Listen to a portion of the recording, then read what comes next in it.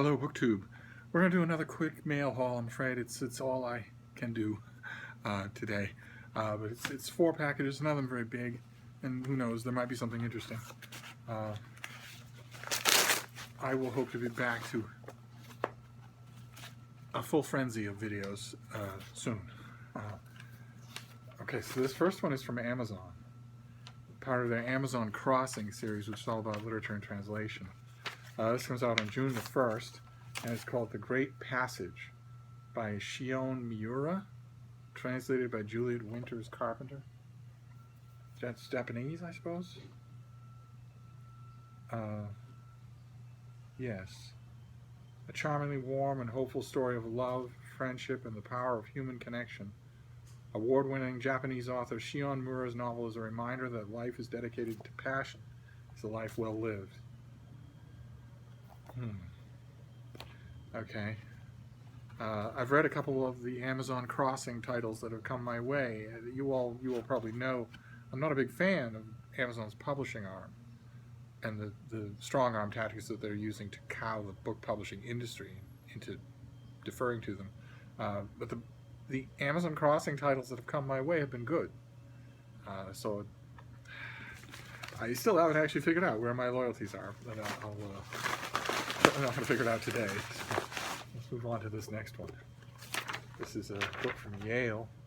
It comes out at the end of August by Liesl Olson, and it's called Chicago Renaissance, Literature and Art in the Midwest Metropolis.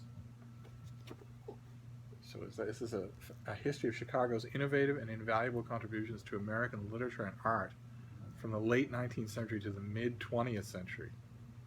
So from Harriet Monroe, Carl Sandburg, Ernest Hemingway, to Richard Wright and Gwendolyn Brooks, Olson's enthralling study bridges the gap between two distinct and equally vital Chicago-based artistic Renaissance moments, the primarily white Renaissance of the early teens and the creative ferment of Bronzeville. Olson argues for the importance of Chicago's editors, bookstore owners, tastemakers, and ordinary citizens. Great. Great. Okay, so the literary history of Chicago. It looks like it's lavishly illustrated. That's great. Okay. Didn't see that coming. Didn't request it. Don't think I saw it on Yale's list, but now I'm interested. So let's move on to this next one.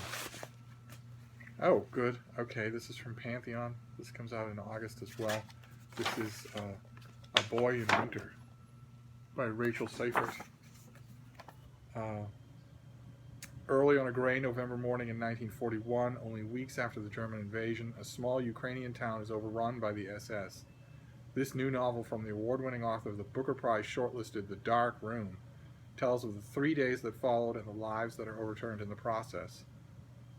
Penned in with his fellow Jews under threat of deportation, Ephraim anxiously awaits word of his 2 sons, missing since daybreak. Great. I have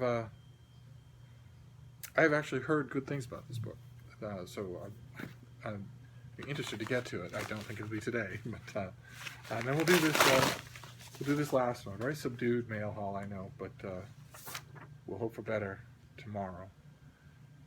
This is from Harvard University Press, and it's called Beyond Test Scores: a better way to measure school quality. Also comes out in August, so a bunch of these come out in August. When it comes to sizing up America's public schools, test scores are the go-to metric of state policymakers and anxious parents looking to place their children in the best schools.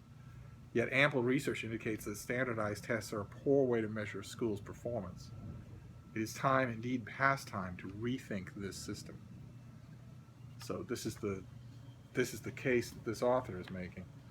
I confess I've read that case before and never been convinced by it. It's always struck me as millennials in positions of authority and influence finally getting to say test scores don't matter because test scores require lots of work. And I think that's dangerous. If the articles and books that I've read that sort of take that tack, I find it very dangerous because the rest of the world doesn't think that way. But we'll see. This could be much better.